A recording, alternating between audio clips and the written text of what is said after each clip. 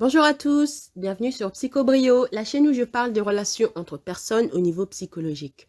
Avant de commencer, si vous ne l'avez pas déjà fait, n'oubliez pas d'appuyer sur le bouton d'abonnement ci-dessous. Aussi, n'oubliez pas de cliquer sur la cloche de notification. Cela vous informera à chaque fois que je télécharge une nouvelle vidéo. Ainsi, vous ne manquerez de rien. Donc, la question aujourd'hui, c'est est-ce que les narcissiques peuvent grandir émotionnellement? On sait que le comportement narcissique est enraciné dans une attitude d'autoprotection contre la honte et la faible estime de soi. Cela résulte souvent d'une enfance où le narc était soit trop gâté, soit négligé et parfois même abusé. C'est ce que l'on appelle les extrêmes de la parentalité.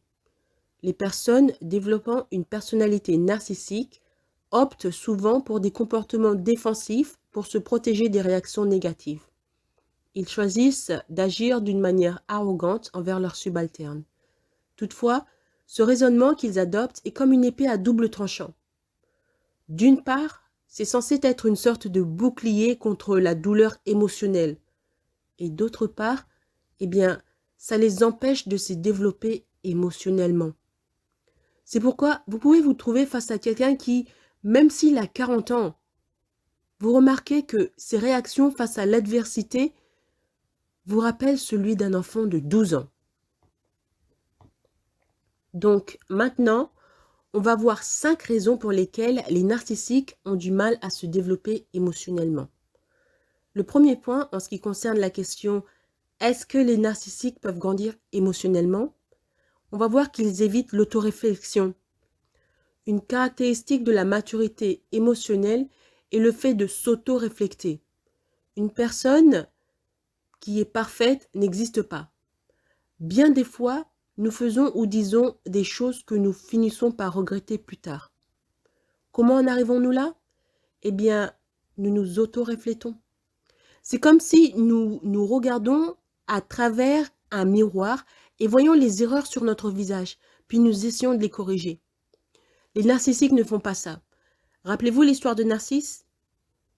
Il se regarde à travers les réflexions de la rivière et voit qu'il est beau. Il est tellement ébahi par son propre reflet qu'il tombe amoureux de lui-même. Il ne cherche pas à repérer les défauts de son visage ou de sa personne. Il est juste obsédé par ce qui lui semble être positif. En faisant preuve d'autoréflexion, nous vérifions avec nous-mêmes comment nous nous comportons, comment les autres nous répondent et ce que nous faisons qui réussit ou ne réussit pas. L'autoréflexion nous permet d'apprendre de notre expérience et de mieux nous adapter à nos circonstances. Le refus des narcissiques de s'auto-réfléchir leur permet de réprimer leur honte et d'éviter de constater comment leur grandiosité affecte les autres de manière négative. Ce refus les empêche également de développer une conscience de soi et d'apprendre de leurs erreurs. C'est pourquoi ils ont tendance à avoir une vision simpliste de la vie, un peu comme des enfants. Trop souvent, ils n'admettent pas leur part de responsabilité lorsqu'une relation échoue. De plus, ils deviennent furieux lorsqu'ils sont confrontés aux conséquences néfastes de leurs actions. Les narcissiques sont comme des étrangers par rapport à eux-mêmes. C'est comme si vous leur disiez « Tu as fait ceci ou cela de mal hier ». Eh bien, ils vont le renier. Ils vont dire « Non, j'ai pas fait ça ». Ou ils diront quelque chose comme « Tu as mal compris, ce n'est pas ce que je voulais dire ». Dans leur tête, ils sont trop parfaits pour faire des erreurs. Ce comportement surréaliste et entêté, ajouté au fait qu'ils n'acceptent pas la réalité, fait qu'ils ne grandissent pas émotionnellement. Deuxième point, en ce qui concerne la question « Est-ce que les narcissiques peuvent grandir émotionnellement ?» On va voir qu'ils déforment la réalité. Vous savez, en plus d'éviter l'introspection, les personnes narcissiques tiennent les réalités qui ne les sied pas à distance. Comment? Soit ils refusent la réalité de manière notoire, soit ils substituent des mensonges et des distorsions pour conformer la réalité au fait qu'ils se croient grandioses.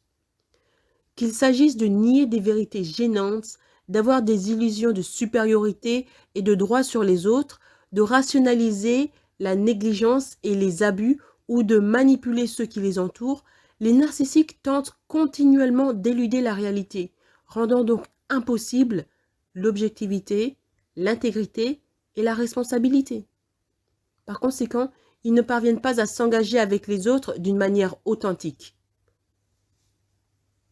Troisième point en ce qui concerne la question, est-ce que les narcissiques peuvent grandir émotionnellement? On va voir qu'ils utilisent la projection. Un autre mécanisme d'autoprotection des personnes narcissiques consiste à projeter leurs propres pensées et sentiments et actions négatives sur les autres. Tout comme éviter l'introspection et nier la réalité, extérioriser ce qu'ils souhaitent rogner en eux-mêmes sur les personnes qui les entourent leur permet de se débarrasser de conséquences inconfortables de comportements tels que l'agressivité et la promiscuité. Donc, ils rejettent la responsabilité en rejetant le blâme sur autrui. Par exemple, une mère qui, dans sa jeunesse, a mené une vie sexuellement débauchée aura tendance à rejeter sa honte sur sa fille en la traitant de prostituée, même si elle sait très bien que sa fille n'a rien à voir avec cet état d'esprit. Donc, malheureusement, la tendance des narcissiques à projeter les rend cruels et insensibles.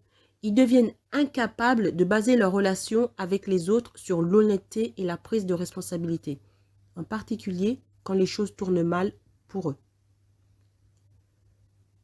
Quatrième point, en ce qui concerne la question « Est-ce que les narcissiques peuvent grandir émotionnellement ?» On va voir qu'ils se considèrent comme spéciaux ou même parfaits. Aussi absurde que cela puisse paraître, les narcissiques ont une illusion grandiose et démesurée d'eux-mêmes. Ils pensent qu'ils sont spéciaux, parfaits, destinés à quelque chose d'extraordinaire. Un peu comme le roi Arthur. Vous connaissez l'histoire du roi Arthur? C'était un jeune paysan qui a grandi élevé par un vieux mage un peu qui avait perdu la tête. Mais plus tard, le petit Jeannot a appris qu'il était spécial, qu'il était le fils secret d'un grand roi d'autrefois. Donc il avait du sang royal. Donc il était destiné à vivre quelque chose d'extraordinaire. Il avait un destin qui l'attendait qui était pas comme les autres. Il était spécial. Il y a quelque chose chez les narcs qui les rend uniques et qui les isole du reste de la plèbe, des gens ordinaux, des paysans, c'est-à-dire vous et moi. Du moins, c'est ce qu'ils pensent. Ils se sont convaincus qu'ils ne se trompent jamais, qu'ils méritent un traitement spécial et qu'ils devraient être exempts des règles et des conséquences. Ils rationalisent le fait de ne jamais avoir à se remettre en question ou à répondre aux autres. Même les narcissiques soi-disant vulnérables ou introvertis mijotent ce genre de croyances. Selon eux, le changement est quelque chose que les autres doivent faire, jamais eux-mêmes. Cinquième point en ce qui concerne la question, est-ce que les narcissiques peuvent grandir émotionnellement? On va voir qu'ils sont des victimes professionnelles. Vous savez, à la remise des Oscars, s'il y avait un prix pour jouer la victime, un narcissique le gagnerait certainement les yeux fermés. Jouer la victime est un état d'esprit courant chez les personnes narcissiques, en particulier ceux qui sont passifs-agressifs, c'est-à-dire ceux qui, à première vue, ont l'air innocents. Adopter la position selon laquelle ils sont toujours la partie lésée lorsqu'ils n'obtiennent pas ce qu'ils veulent est un échappatoire qui leur permet d'éviter de rendre des comptes et aussi de blâmer quelqu'un d'autre. Jouer la sonate de la victime est également une stratégie pour attirer l'attention, la sympathie et l'assistance des autres. Les narcs se décrivent comme étant des victimes constantes de personnes malfaisantes ou d'événements injustes. Quand vous payez attention à la manière dont ils parlent d'eux-mêmes, vous constaterez qu'ils se décrivent avec insistance comme s'ils étaient aussi innocents que le bébé qui est né ce matin. Pourquoi? Eh bien, c'est parce qu'en faisant cela, ils n'assument aucune responsabilité dans leur malheur. Ils ne font aucun effort personnel pour changer leur situation. Au lieu de cela, quelqu'un d'autre ou une organisation doit venir à leur rescousse et les sauver d'eux-mêmes. L'un des problèmes qui découle avec le fait de peindre leur expérience comme étant constamment injuste est le fait qu'ils finissent par manquer d'empathie envers les vraies victimes d'injustice. Comment est-ce possible? Rappelez-vous que les narcs ont une idée grandiose de leur propre importance. Ils sont donc mentalement en constante compétition avec tout le monde et ils doivent toujours être au top. Par exemple, stupidement, ils se mettent en compétition même avec les vraies victimes de malheur. Imaginez cette scène. Vous parlez de votre voisin qui est triste parce qu'il a survécu à la guerre. Le narc assis en face de vous va dire qu'il a vécu pire que ça parce que lui, il a survécu à une réunion de 2 heures avec un patron acariâtre. Ce manque d'empathie est l'un des plus grands obstacles à la croissance des narcissiques. Ne pas se connecter émotionnellement avec l'expérience ou les états émotionnels des autres découle du fait qu'ils se tiennent à distance de leur propre humanité. Cette attitude blasée est censée les protéger de leur vulnérabilité, mais au lieu de cela, ça les rend rigides et antipathiques. Enfin, pour répondre à la question, est-ce que les narcissiques peuvent vraiment grandir émotionnellement? Eh bien, c'est très difficile, car ils tombent amoureux de leur propre piège. Vous rappelez-vous l'histoire de Narcisse? Il voit sa réflexion dans l'eau de la rivière et il est tellement ébahi par sa beauté qu'il devient amoureux de lui-même. Il veut toucher son visage, donc il se rapproche de plus en plus et de plus en plus et de plus en plus et de plus en plus de l'eau, au point qu'il tombe et il finit par se noyer. C'est de là que vient l'expression « tomber amoureux ». Le narcissique est tombé amoureux de lui-même. Il tombe dans le piège de sa propre vanité. Comme tout le monde, il est possible pour les personnes narcissiques de changer et d'évoluer. Mais pour conserver l'image parfaite qu'ils ont d'eux-mêmes, ils évitent l'autoréflexion, déforment la réalité, projettent des éléments négatifs sur les autres. Aussi, ils s'auto-glorifient, jouent les victimes et se déconnectent émotionnellement. Tant qu'ils continueront à vivre dans leur fantaisie, à blâmer les autres et ne prendront aucune responsabilité pour les conséquences de leurs actions, ils n'obtiendront pas la traction dont ils ont besoin pour cohabiter paisiblement avec autrui et se développer émotionnellement. Je vais me répéter. Tant qu'ils continueront à vivre dans leur fantaisie, à blâmer les autres et ne prendront aucune responsabilité pour les conséquences de leurs actions, les narcissiques n'obtiendront pas la traction dont ils ont besoin pour cohabiter paisiblement avec autrui et se développer émotionnellement.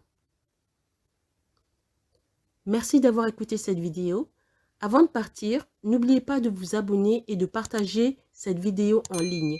Il y a sûrement quelqu'un que vous connaissez qui a besoin d'en savoir plus sur le fait que les narcissiques ont du mal à se développer émotionnellement. Si vous aussi, vous voulez me demander de développer un sujet sur les relations psychologiques qui vous intéressent, vous pouvez le faire en me contactant via le moyen de mon compte Buy Me a Coffee. Le lien est en bas. Merci et à bientôt.